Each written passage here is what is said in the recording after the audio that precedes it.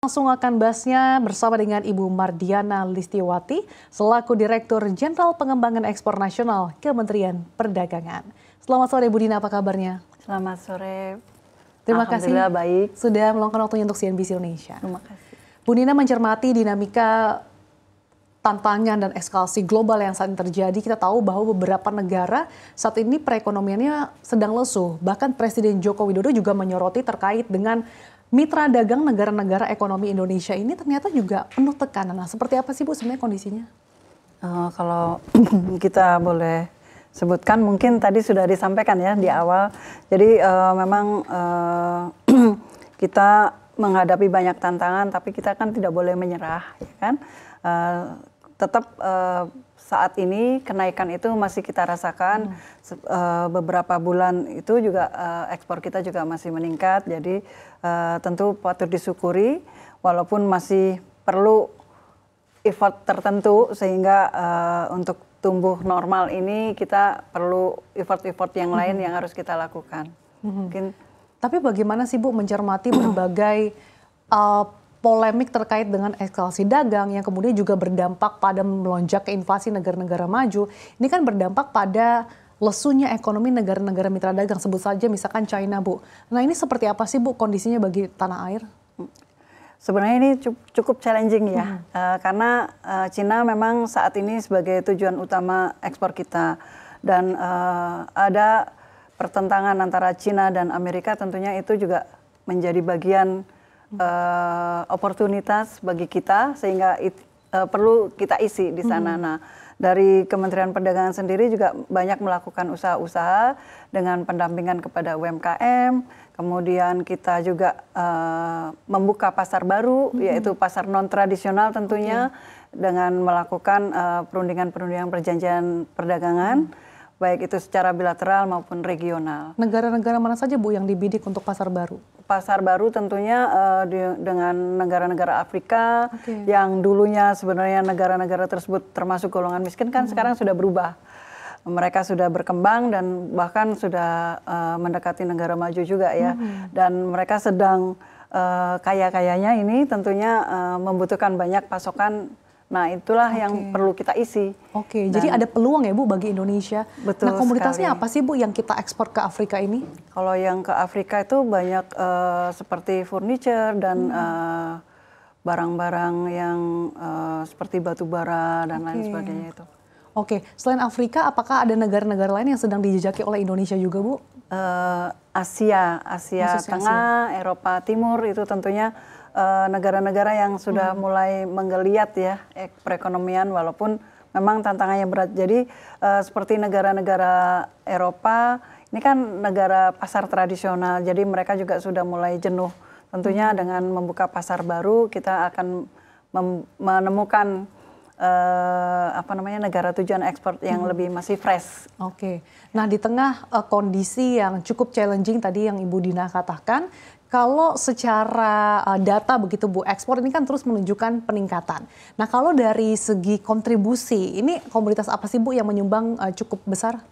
Kalau sampai saat ini masih CPO ya, kalau yang terbesarnya. Namun banyak lagi seperti alas kaki, yang baru-baru ini juga menteri kami juga melakukan pelepasan ekspor nih dari ke negara tujuan Amerika dan Eropa. Jadi banyak lagi terkait kerajinan seperti handicraft dan game juga sekarang banyak peminatnya di Indonesia.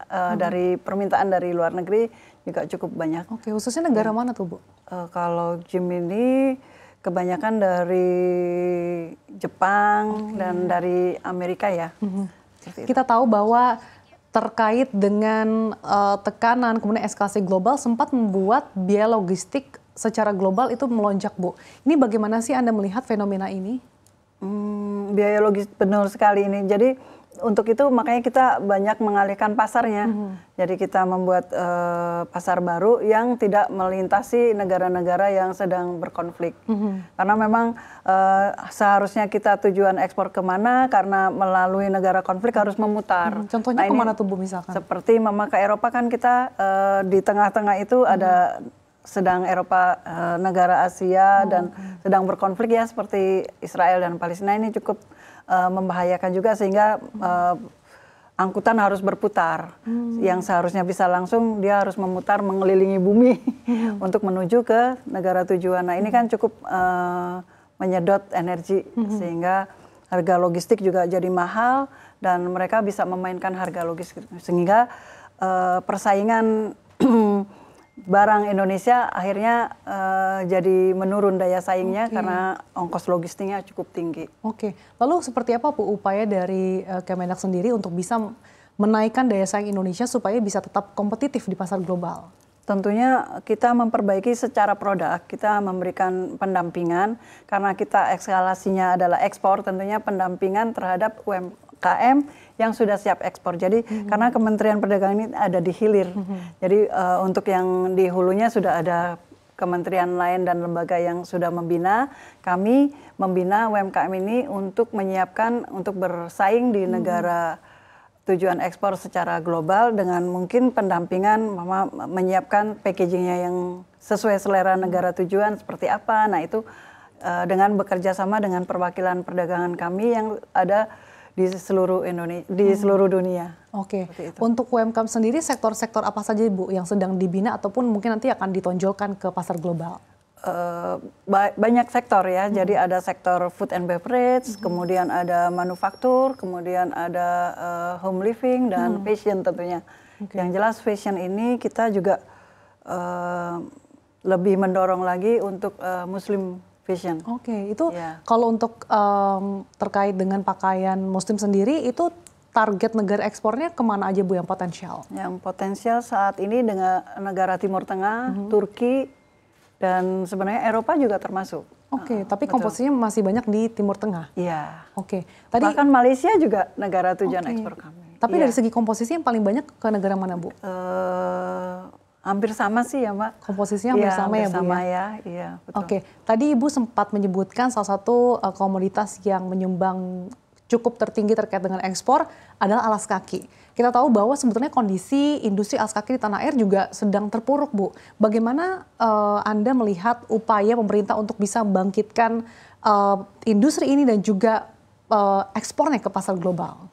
Baik, sebenarnya begini, kalau di berita banyak pabrik-pabrik atau industri alas kaki ini tutup. Sebenarnya mereka tidak tutup, mereka itu hanya berpindah dari seperti Banten atau Kerawang ya, berpindah ke Jawa Tengah karena di sana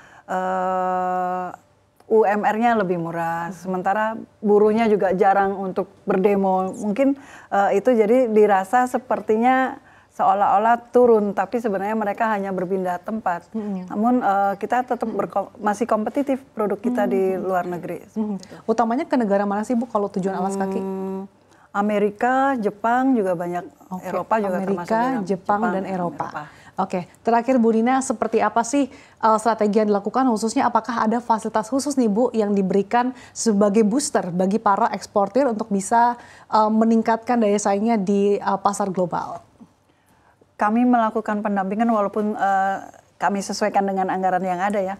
Kami melakukan pendampingan untuk mendapatkan sertifikasi seperti sertifikasi halal atau HACCP, nah HACCP ya. Nah di samping itu kami juga berkolaborasi atau bekerja sama dengan Kementerian Luar Negeri yang kantornya perwakilannya tersebar di seluruh dunia. Di samping itu juga dengan Perwadak ya, perwakilan perdagangan kami yang ada di beberapa negara. Nah mereka juga membuat market intelligence untuk mengetahui selera pasar dinas seperti apa, siapa pesaing kita, sehingga mereka melaporkan kepada kami. Nah inilah yang nanti kita sosialisasikan kepada UMKM dan untuk memberikan pendampingan bagaimana kalau akan memasuki negara-negara yang kami tuju tadi.